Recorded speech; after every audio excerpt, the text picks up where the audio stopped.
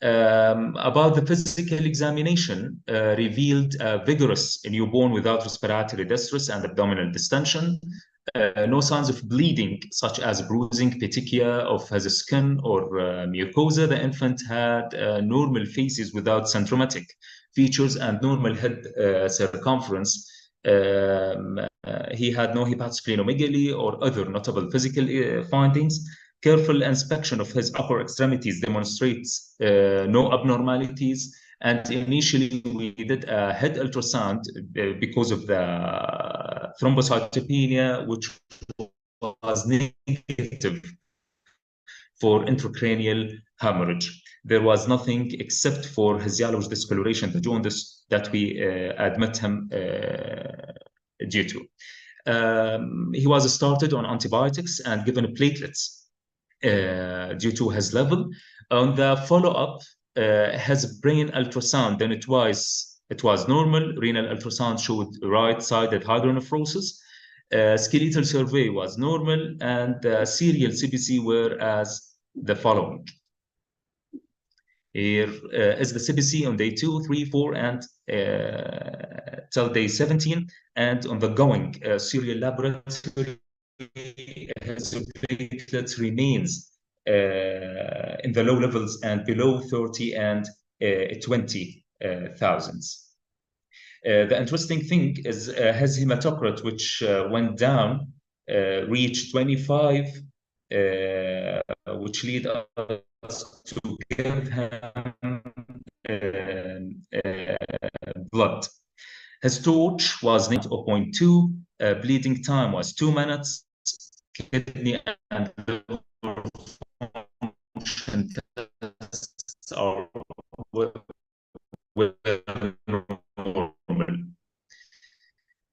Dr. Mohammed, I'm sorry. Try not to move a lot because I think your mic is... The blood film showed a normal thrombocytes, while it was normal. Okay. Okay. Is it good right now? Okay. Okay. And yes, platelets marked thrombocytopenia with giant forms. He had been given 4 doses of IVIG, twice platelets transfusion, methylprednisolone IV, which changed to prednisolone tab, and given prednisolone twice a day tabs. Now he is maintained on prednisolone tab and iron drops. Here are some images of our baby. Here's the skeletal survey, and here's the brain ultrasound, which showed a normal brain ultrasound free of ICH and normal skeletal survey with no abnormalities. Now we will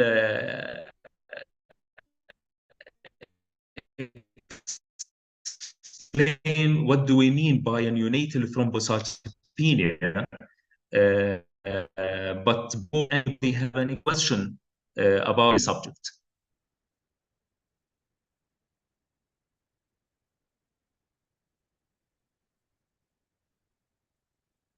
Okay. The definition of neonatal thrombocytopenia, it's a number of large studies have shown that the fetal platelet count is 150, below 150 by the second trimester of pregnancy, and then remains further constant until term. Therefore, the normal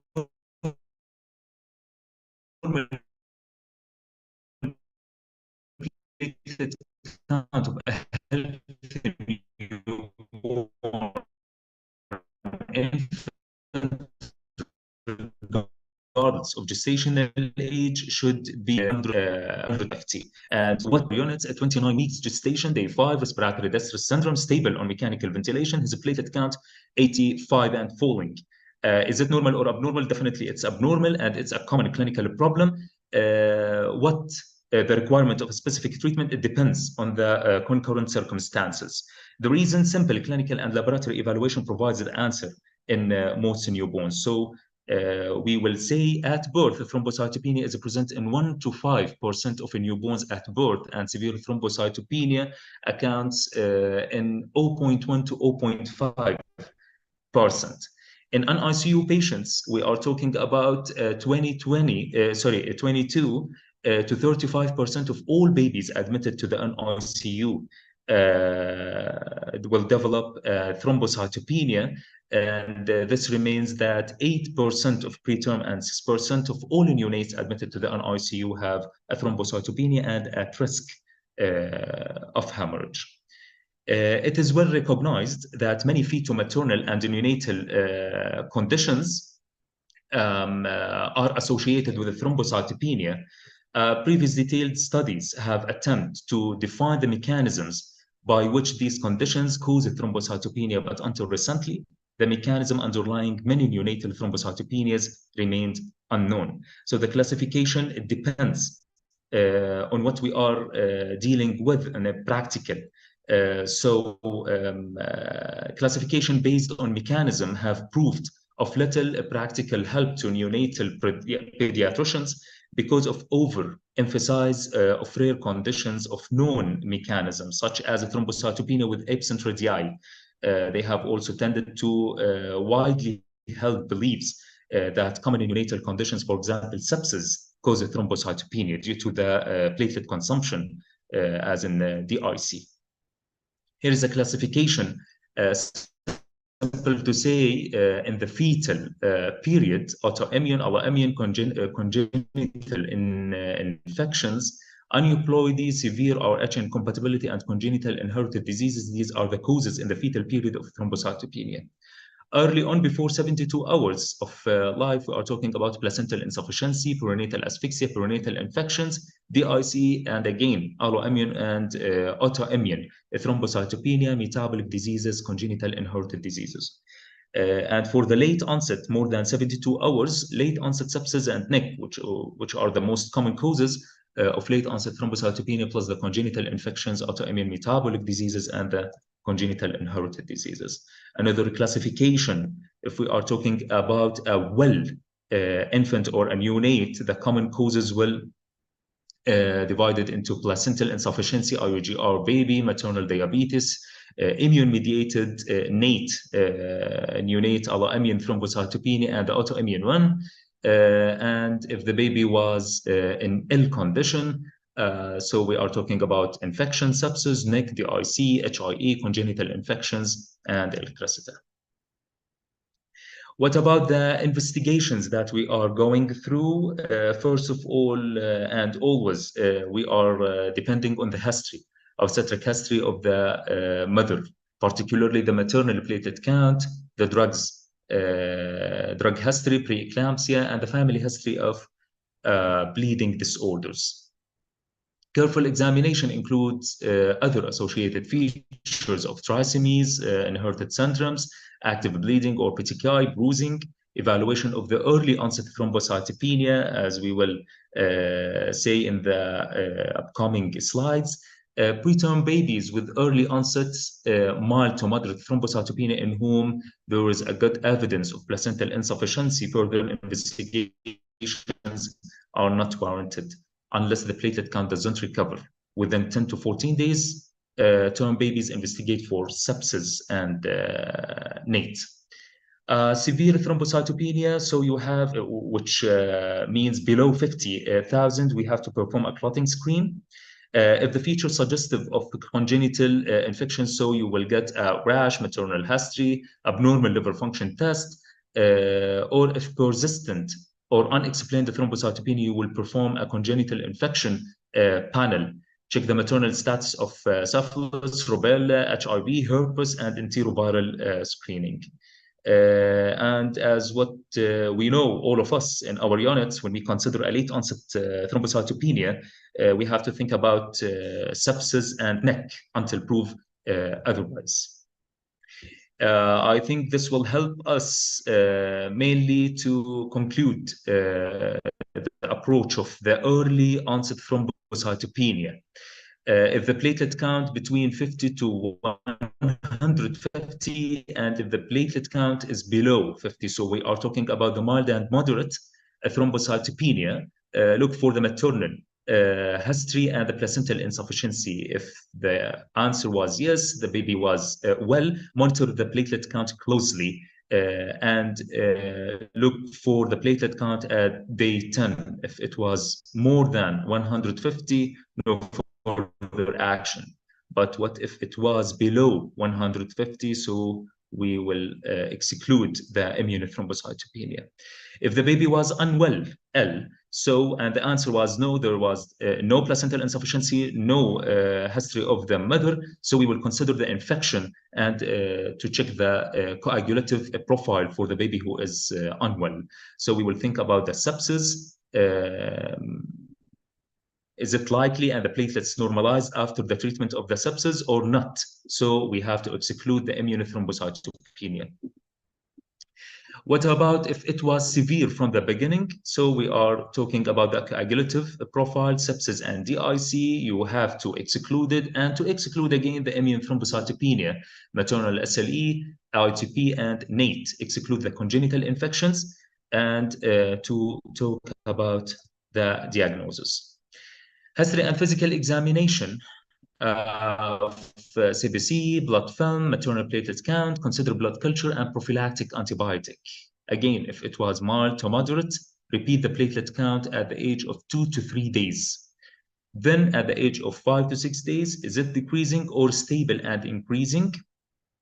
If it was stable and increasing, consider maternal antiplatelet antibody testing and discharge with routine follow-up. If it was not, continue to monitor the platelet count. If it was below 50, so it's severe, so we will go to the severe thrombocytopenia panel to obtain an ultrasound and send a NATE testing. No active bleeding, or there was a bleeding, to give the platelet and to consider the IVIG at 1 gram per kg for 1 to 3 days.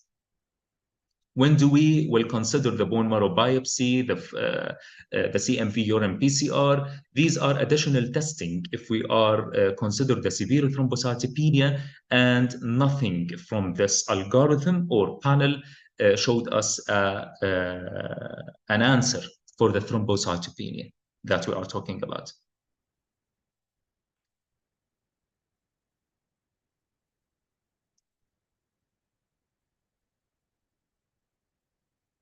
The first mechanism to consider a thrombocytopenia is the impaired production. It's the major mechanism of neonatal thrombocytopenia. As we know, the neonates with this early onset thrombocytopenia have an impaired megakaryopoiesis and the platelet production. So the megakaryocytes and their precursors are considerably reduced at birth, so that in 70 to 50% of all cases, the low platelet count is either present at birth or develops by 72 hours of life. Only a minority of these patients have immunological disorders or coagulopathy, causing a thrombocytopenia. Most of the remaining patients are preterm neonates born after pregnancy is complicated by placental insufficiency or fetal hypoxia, for example, maternal preeclampsia or fetal IUGR. The second mechanism, the consumption and sequestration of the platelets, and it's a major mechanism, occurs in about 25 to 35% of episodes of neonatal thrombocytopenia. 15 to 20% of it present at birth, resulting from transplacental passage of maternal platelet alloantibodies and autoantibodies, and disseminated intravascular coagulation is responsible for further 10 to 15% of the cases. Thrombosis or platelet activation at sites of inflammation, for example, as NIC or hemangiomas, are further examples of neonatal thrombocytopenia, principally caused by platelet consumption. And the third one is the combined mechanism. Many neonates develop thrombocytopenia as a result of multiple mechanisms, and this is what we commonly see. Preterm neonate from a mother with a preeclampsia who develops early bacterial sepsis and a baby with a UGR who develops NIC may both become thrombocytopenic as a result of underlying impaired platelet production combined with a platelet consumption. As we suggest a combination of the mechanisms, the platelet consumption of a rapid onset phase, followed by the impaired platelet production, the slow recovery phase. And I will consider a common presentations of thrombocytopenia in the perinatal period, as the fetal thrombocytopenia now identified more often as a consequence of a primary diagnostic investigations for inherited thrombocytopenia. The congenital and inherited thrombocytopenic that may present in the fetus as thrombocytopenia with abnormal platelet function, and here are some examples, and without marked thrombocytopathy, and here are some examples of the causes of the thrombocytopenia. Thrombocytopenia in an otherwise healthy term baby. Although an otherwise healthy term baby presenting with hemorrhage, purpura, or other signs of thrombocytopenia is uncommon. He's healthy, wealthy, and incidentally, you find his low platelet level represent a neonatal emergency in order to avoid the risk of severe hemorrhage. These are usually caused by the alloimmune or autoimmune thrombocytopenic disorders. And let's talk about the NATE, neonatal alloimmune thrombocytopenia, the platelet equivalent of hemolytic disease of the newborn caused by the transplacental passage of maternal alloantibodies directed against the fetal platelet antigens inherited from the father, but absent on the maternal platelet. Most commonly detected antibody is the 1A and 5B. They are responsible for 80% and 10 to 15% respectively for the NATE. Severe NATE has also recently been reported in association with the anti-HBA1A antibodies. In the untreated cases, the ICH, intracranial intracerebral hemorrhage, occurs in about 10% of the cases. So it's very serious to be careful in dealing with NATE disorder. What about the treatment of it? It remains controversially. The options are fetal blood sampling with the intrauterine platelet transfusion or fetal blood sampling with maternal IVIG treatment. The neonatal treatment, all severely affected neonates should receive the human platelet antigen compatible platelets from either accredited HBA type donors or from the mother. But actually, they have to be washed to remove the antibodies. If both sources of compatible platelets are unavailable, so we will give the IVIG at 1 gram per kg per day on 2 consecutive days. Or 4 days, but on 0.5 gram per kilograms. The rise of the level may be delayed for 24 to 48 hours, but you can give the platelet transfusion and the IVIG to achieve a transient rise in the platelet count until the IVIG itself become effective. The aim should be to maintain the platelet count at above 30 for the first week of life or for as long as there is evidence of continuing hemorrhage.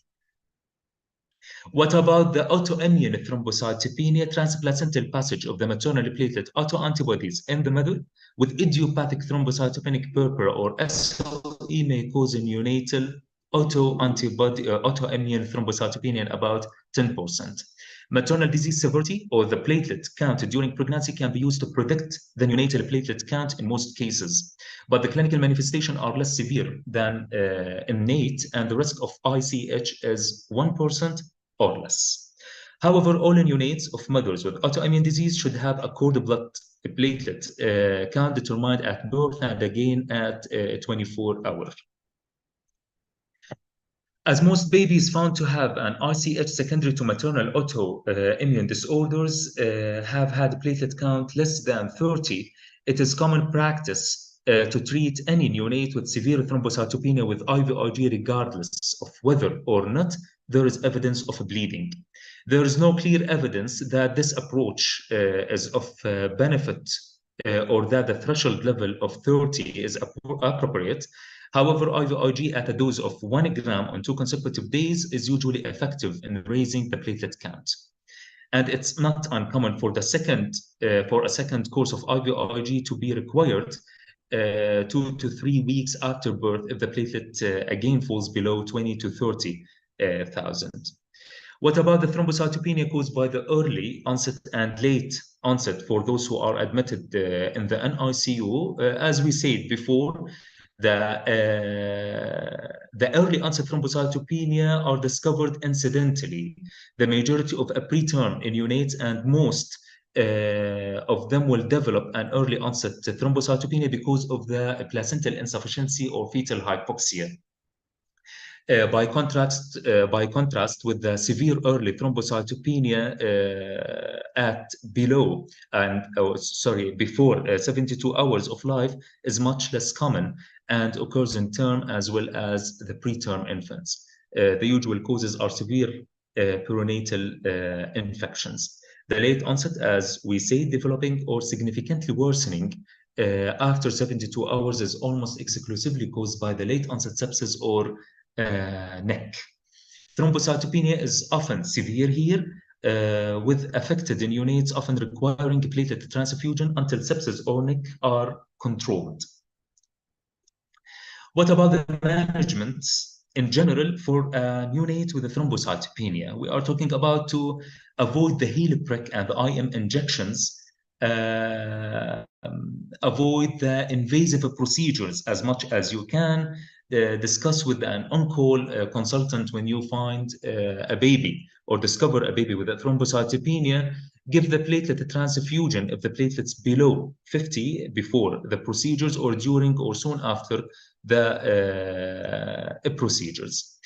The most common published guidelines, the most restrictive guidelines for a non-bleeding preterm, if he was stable, you may transfuse your baby with a platelet if it was below 20, the least restrictive below 50.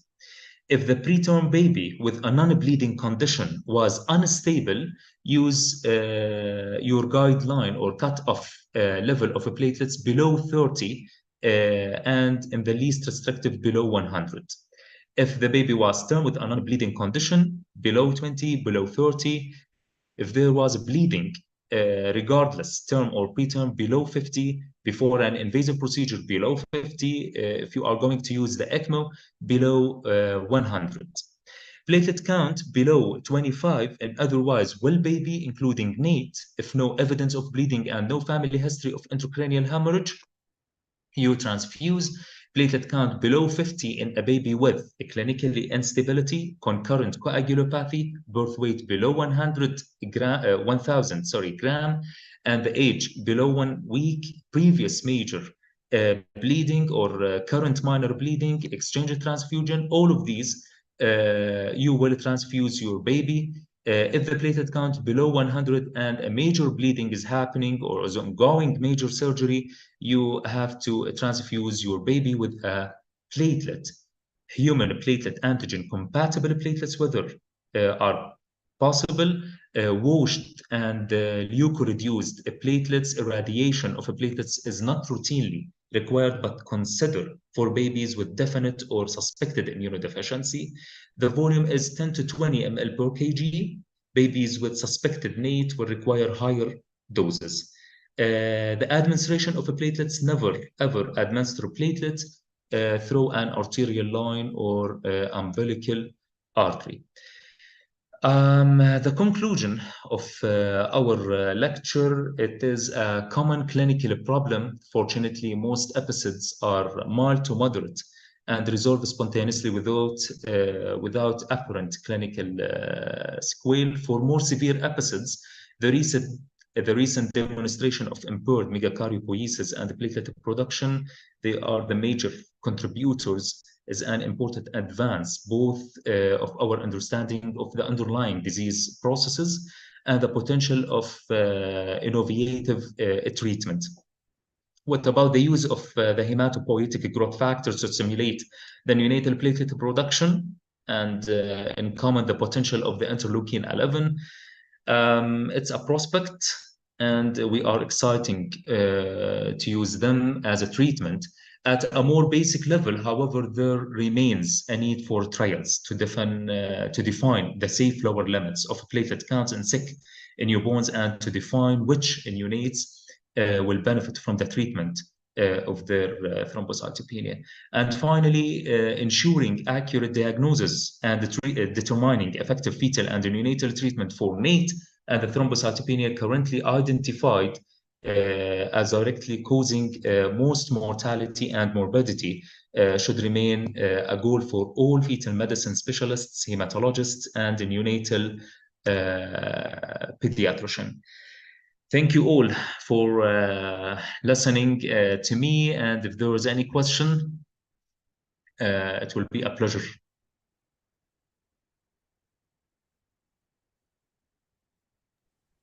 I think we'll take the questions, and at the end of the presentation, we'll have a commentary now.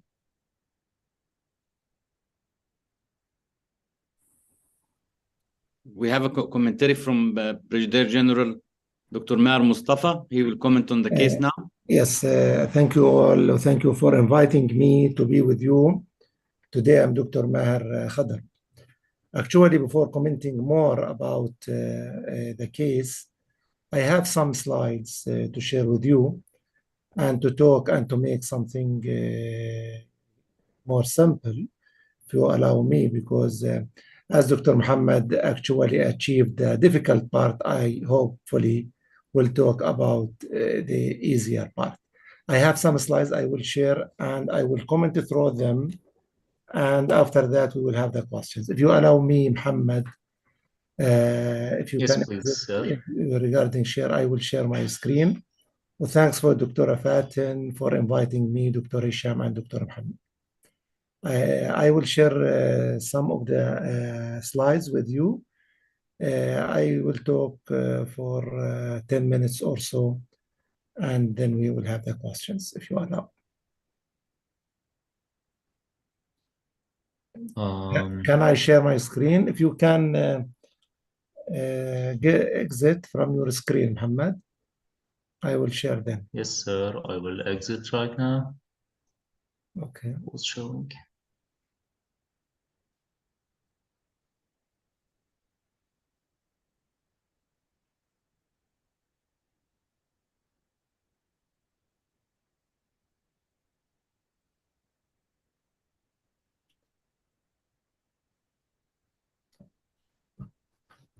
Yes, sir. Done. Thank you. Hopefully, I can share my screen now.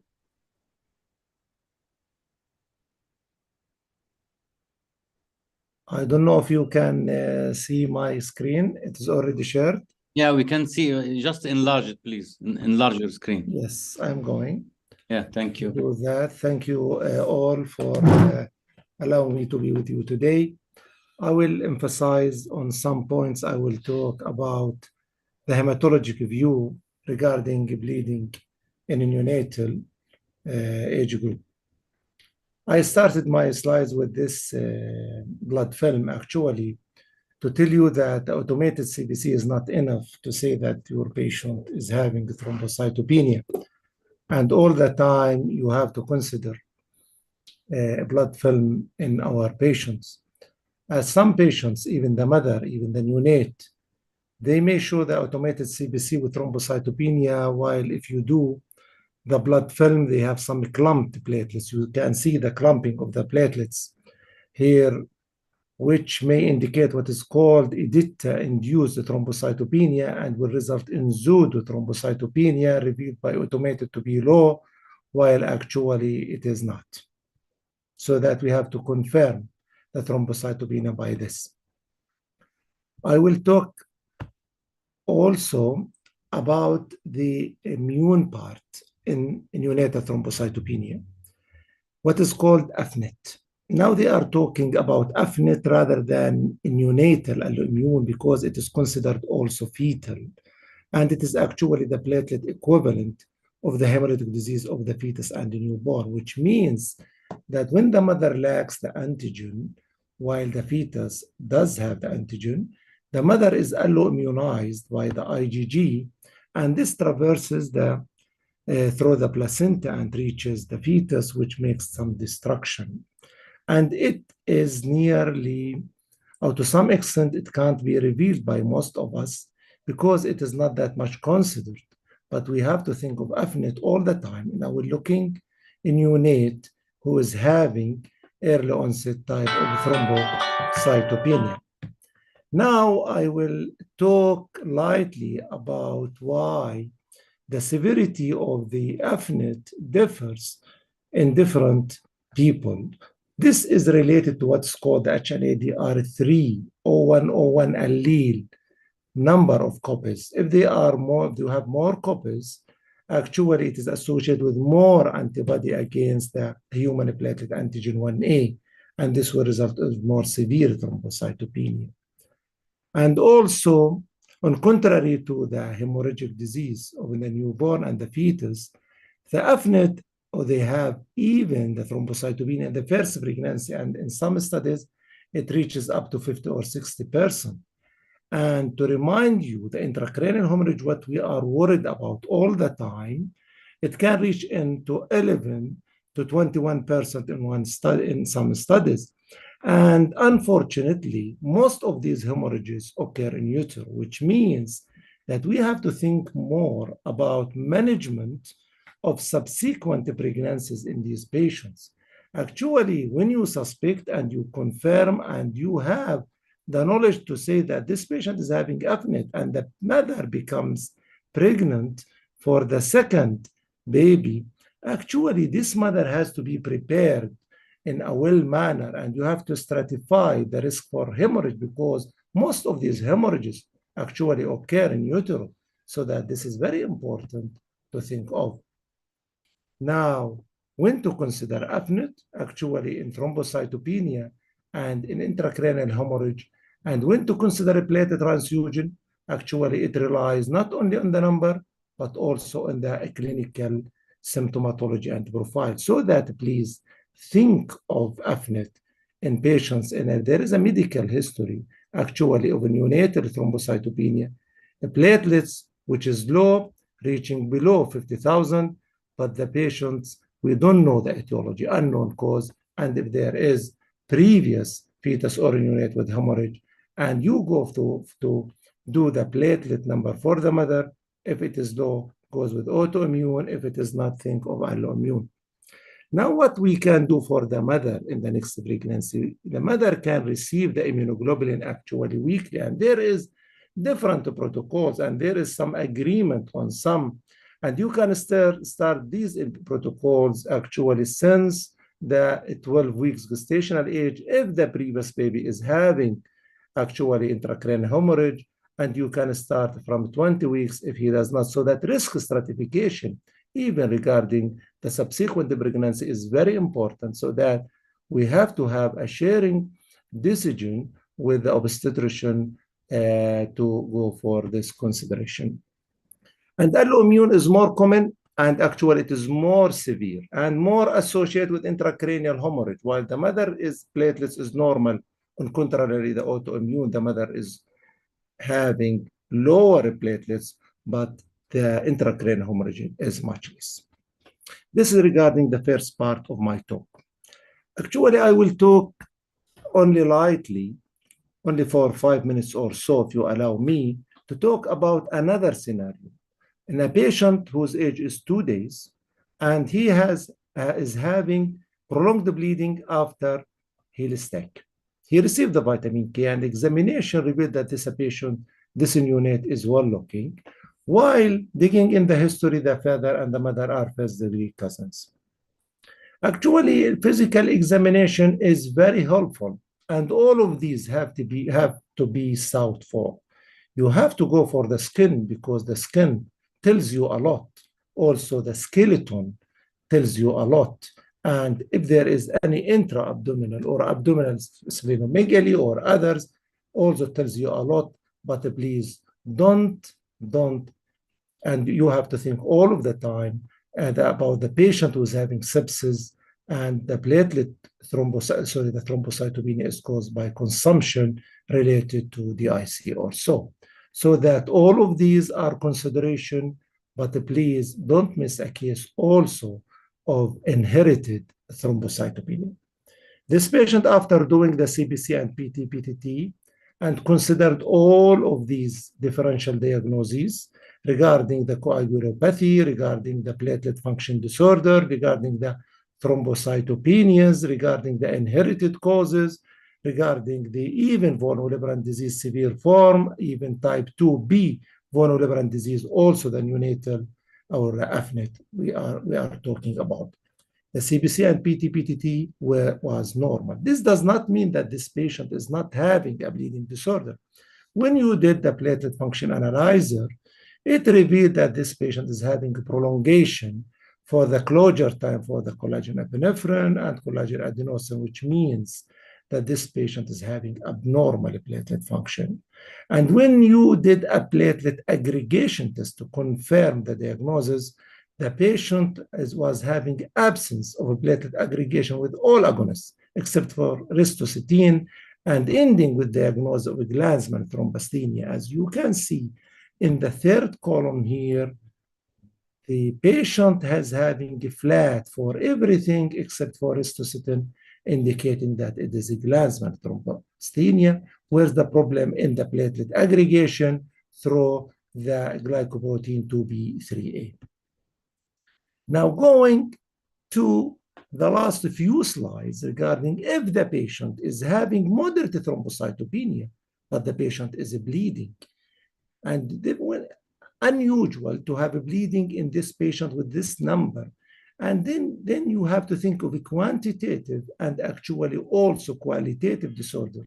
And when you did the blood smear and showed plenty, giant platelets more than 7 micron, while the PT-PTT were normal, in a patient who has consanguineous parents thinking of Bernard-Solier. But please don't miss a case of MYH9 like May-Heglin, who may present even with macro thrombocytopenia, but they have some associations regarding the kidney, the eye, and the ear. The Bernard-Solier, the problem with the adhesion through the glycoprotein 1B, and you can see in the right side how the platelet, they are large size, and you can see then in the platelet aggregation how the ristocytine is flat. And again, to emphasize about the importance of the blood film, because the blood film all the time tells you a lot in this patient who is having a very large platelets, which size is close to the size of the RBCs, and the patient is also having cytoplasmic inclusion bodies, what is called Dolly bodies, indicating the possibility of May-Heglin or MYH9 related disease. On the contrary, also the blood film may tell you if there is microthrombocytopenia that the patient is most likely having Viscott-Aldrich.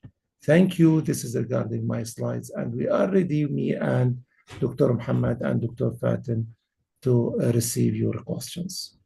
Thank you. Thank you very much. I just want to remind you, if you have any questions, you can type in the question and answer section.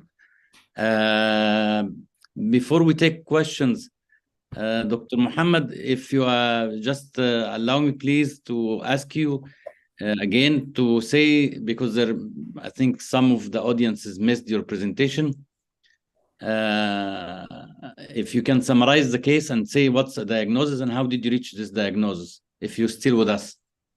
Yes. Can you say the final diagnosis? And I saw your very nice differential that you classified the thrombocytopenia in many ways. Thank you. Thank you so much. You can open your camera, your video. Yes.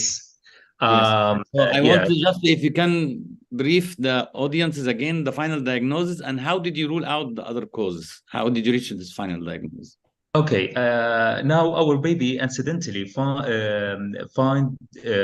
found him and his presenting first presentation was he was jaundiced, and we incidentally find his platelet count was 20,000. So he had ABO, started with ABO incompatibility, correct? No, it was non-ABO incompatibility.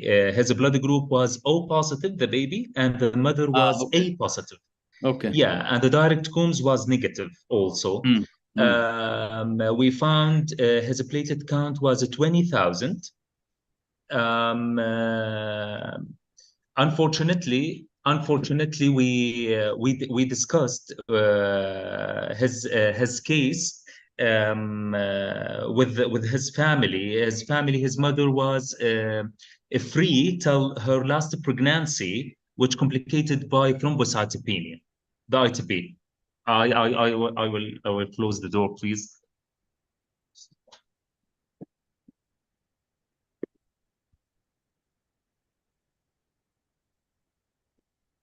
I'm sorry. I'm so sorry. So it was incidental finding on the CBC that was done because of John's.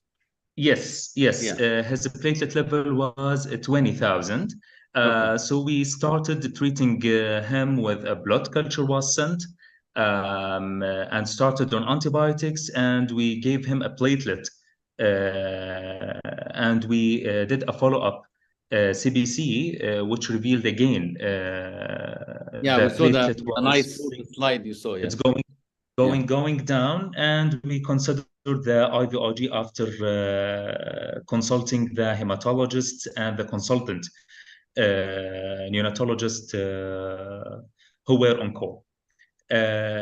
So we gave him an IVIG and the platelet, and we go through the our approach and sending a skeletal survey for him, torch, panel, and to check with the lab for the blood culture after 48 hours to give us a hint if it is clear or is there a growth in his culture. We did a brain ultrasound for him and a blood film to exclude the major differential of thrombocytopenia in this baby.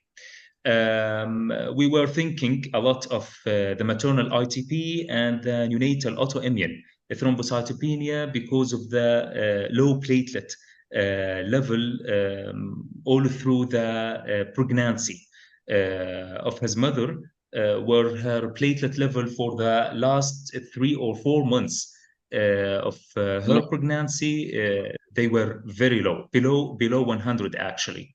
And in some occasion, it was 30,000.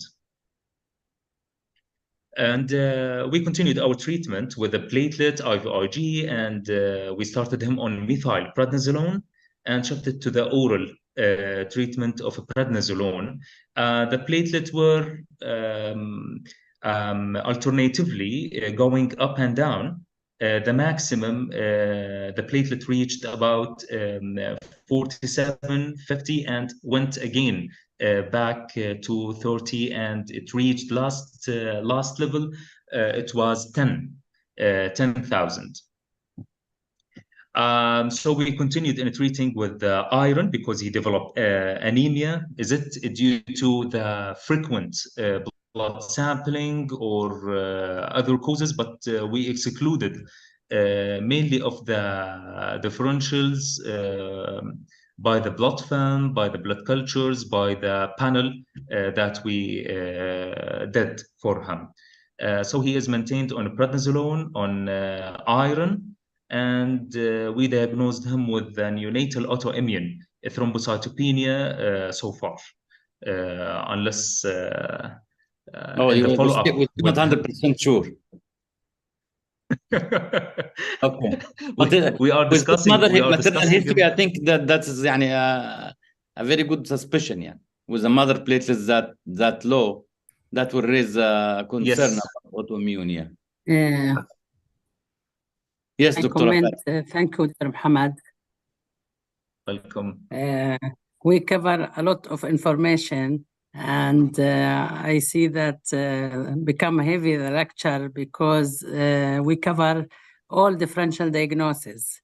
So I think our case, it's autoimmune thrombocytopenia because the mother ITP, the baby looks well initially in early thrombocytopenia, from the beginning, the baby thrombocytopenia, but accidental finding because as Muhammad said, that the baby presented with a few hours with the neonatal jaundice. non-ABO, non-RH. So any baby, there is a risk of sepsis, even very rare to be isolated jaundice. We took a blood culture and CBC and put on the antibiotic and serial CBC. Accidentally, we found at 4 hours that the platelet 20,000. And so we did serial CBC, focus on the platelet. When we took history, there is evidence of ITB on the mother and with the previous pregnancy. So we started with IVIG because it's the first line of a treatment. So the baby took 4 doses of IVIG, 1 gram per kg, or even 0.8 to 1 gram, because the vial 2.5 gram. So we gave the baby 4 doses IVIG, and Dr. Maher, hematology, involved in the case because with the time the platelet dropping down, no improvement at all. And I saw 9,000 at a point. Yes, and still the baby discharged with low platelet. The last platelet at day 17, around 9,000 just, but no evidence of intracranial hemorrhage. Because as mentioned that with alloimmune thrombocytopenia, intracranial hemorrhage more common, more than 20%.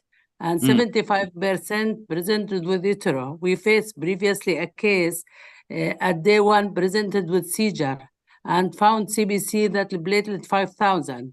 When we did CT scan, there is intracranial hemorrhage. You have to think of alloimmune thrombocytopenia for this particular case. But our case, I think, autoimmune and discharge to be followed by hematology. Maybe need the bone marrow aspiration, and maybe to end with a chronic ITB. But later on, will Dr. Maher inform us what to do later on for this rare case that no response at all. A question for Dr. Fatin and Dr. Maher regarding the skeletal survey. For early management of these babies, is it really required to obtain a skeletal survey? The skeletal survey, I think, was obtained to rule out syndromes like TAR or other similar syndromes, I guess. Yes, for TAR, for Fanconi, sometime presented because the baby with jaundice and low retic count, reticulopenia. So we think because of anemia with low platelet to be Fanconi anemia as well. Not dysmorphic, gross dysmorphic feature, but to be on the safe side to rule out skeletal abnormality. Okay, I got you. Question for Dr. Maher. Very interesting what you mentioned in your lecture about the maternal treatment during pregnancy. Actually, this is maybe my first time to get to this. Can you elaborate further in this? Trials already done? It's really effective, and if you can mention some doses also for us to know if you're on top of your head, if you can elaborate further on this in utero management. Yes, I will answer this question, and I will have also some comments regarding what is said before. Actually, they are now stratifying the management according to the previous pregnancy, and if the diagnosis was AFNIT or no, and it is AFNIT, if it is AFNIT, if it is associated with intracranial hemorrhage or not. If the previous pregnancy with AFNIT without intracranial hemorrhage, you can start the IVIG at a gestational age of 20 weeks with 1 gram per kg weekly, and you may add the prednisolone 0.5 milligram per kg after 28 weeks to 32 weeks. This is for baby weight. Sorry, the 1 gram for which weight? 1 gram per kg for the mother in the next pregnancy. If this mother is having in the previous pregnancy a patient who was diagnosed with AFNIT, which means when you diagnose AFNIT, it means that you will go the maternal HPA antigen and the paternal part, and if there is discrepancy, which means the mother is HPA 1b, while the father is HbA 1b 1a, and you, or 1a or 1a, and you are considering that this mother is lacking the 1a, and most likely the neonate, the next neonate will have it, or you may approve it in the next fetus, you may consider at this time.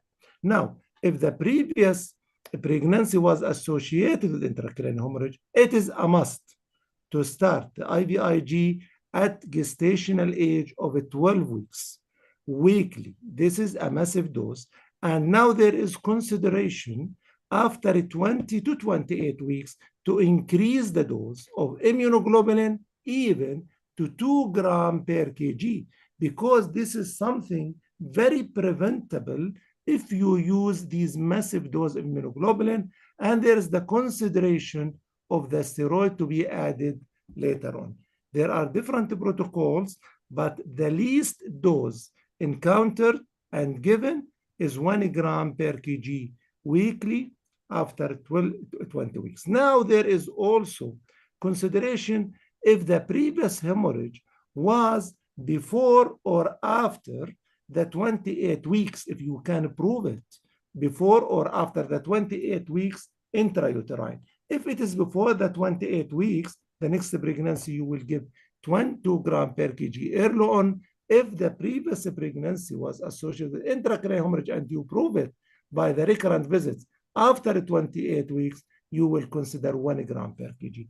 These are consideration, different protocols, they are present, but the easiest one, if you give 1 gram per kg weekly after 12 or 20 weeks, according to the previous hemorrhage.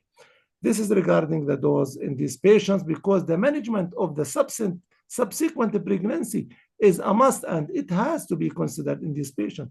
And what's the importance if we diagnose each neonate to have FNET, and we know that the intracranial hemorrhage will occur by birth. Now back to our patient, but some comment regarding the gestational thrombocytopenia. If the mother is having a thrombocytopenia, this does not mean that this mother is having ITP. Gestation per se may have a thrombocytopenia. To diagnose that this patient does not have gestational thrombocytopenia means after delivery, you do a platelet count. And when the platelet normalizes, this is gestational. If it does not normalize, this goes with ITP. So that in these patients, the mother needs to do even the platelet number even after delivery. And you have to consider the possibility of the thrombocytopenia if the mother is having a previous CBCs before being pregnant, and to prove that this mother is having a thrombocytopenia. The other issue is regarding if the thrombocytopenia can be associated with hemolytic disease of the fetus and the newborn. Yes, it can be, which means that erythroblastosis or hemolytic disease, the incompatibility, whatever the incompatibility, major or minor blood group, can be also associated with thrombocytopenia because of the allo or the autoimmunity. It is there. Regarding the retic, as Dr. Muhammad and Dr. Fatin said, the retic was very low, even below 1%. Low retic is unusual in hemolysis, but it can happen if the hemolysis is severe. And regarding the duration of a steroid, in these patients, you don't have to go for a long-term type of a steroid. You don't have to. Actually, why Dr. Fatin said, actually, we discharge these patients, why the platelet number is close to 10. But we did the bleeding time for this patient, and we proved that the bleeding time twice it was normal, which means that there is discrepancy between what the patient is having in his automated CBC regarding the platelet number and the bleeding time, which means that the patient hemostatic challenge and the hemostatic level is reached with what he is having.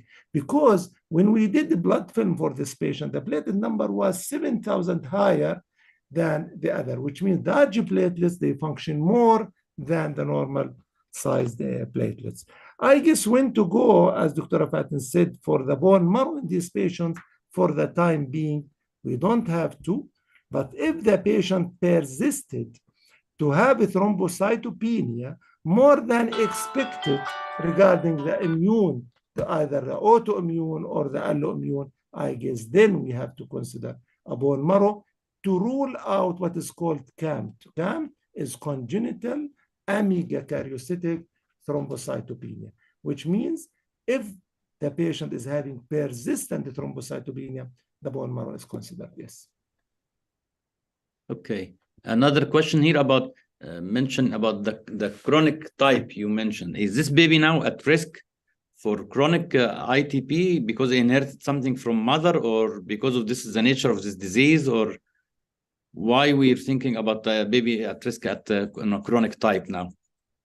No, actually, we are not thinking of chronic ITP. We are not talking about ITP. Yeah. We are not talking ITP in the neonate or the infant induced by another trigger. This is transplacental. It is something for a while. No, we don't think of a chronic. But one sentence regarding if the patient continued to have thrombocytopenia due to ITP of the mother, and the patient and the neonate is breastfed, you can stop the breastfeeding because these antibodies can be transmitted by the breastfeeding. Yes, the breast milk. Okay. Yes. I have a question. Actually, this was our case, if you allow me to ask you this question. It's a baby actually that had RH incompatibility and that required several in utero transfusion. And baby was delivered with thrombocytopenia from birth. We thought, like you mentioned, its cross antibodies also can affect the platelets. But the baby also had DIC at the same time. And that DIC, we did not know what's the reason. Is it because of mass transfusion maybe in utero, or does this also thrombocytopenia, the antibodies can also affect clotting factors, or we did not have a clear idea. Do you have any explanation about why these babies can present with DIC also at the same time? Yes. Actually, how did we prove that this patient is having DIC? Did we prove it by the blood film microangiopathic hemolytic anemia?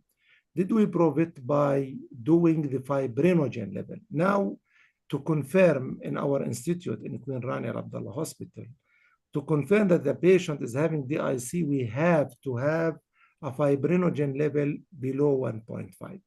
Actually, any tissue injury, any huge hemolysis, it will release a tissue factor. This tissue factor is a trigger for the coagulation cascade. And when the coagulation cascade is going on, it will consume the factors, which means it will consume all the factors. It starts with tissue factor, which will bind with factor 7. It will activate factor 10. Other factors through the contact factors, which starts with factor 12, prekallikrein and high molecular weight kininogen, they may consume. This is a type of consumptive coagulopathy and consumptive thrombocytopenia. It can be immune, it can be non-immune. In these cases, what we are doing, actually, we manage both. We give the immunoglobulin with the possibility of the immune part, and we give what is called substitution of the deficient factors to compensate for the possibility of the DIC. Yes. Okay, Dr. Fatin, you have any comment about the case?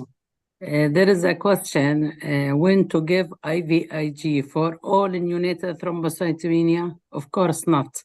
When you think of alloimmune thrombocytopenia, that with the previous pregnancy and previous baby with the thrombocytopenia, or ITP mother, as Dr. Maher mentioned, that there is a cross antibody, IgG, to the baby and platelet, antigen antibody, like hemolytic isoimmune hemolytic anemia. So this antibody will be there for a few months and initially will lead to destruction of the platelet.